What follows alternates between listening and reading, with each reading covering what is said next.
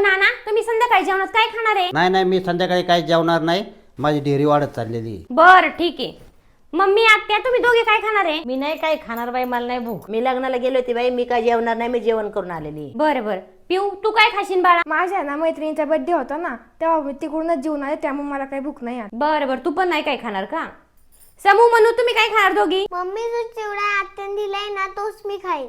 मी पण तो चिवडाच खाईन. बर बाळांनो. अहो तुम्ही काय खाणार आहे? अरे अशी विचारायची पद्धत झाली का? काय खाणार आहे? जिरा राईस बनव, कोशिंबीर बनव, चपात्या बनव, मी पनीर घेऊन येतो. अहो पनीर आणायला पिशवी घेऊन जा ना, या आतमध्ये पिशवी देते तुम्हाला. बरं चांगली पिशवी दे, फाटकी बिटकी नको देऊ. काय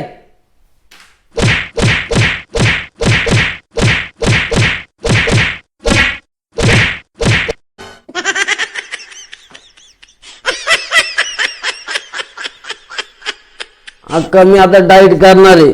आठवड्यात एकदा जेवणार, नाही तर मी उपाशीच राहणार आहे बुवा.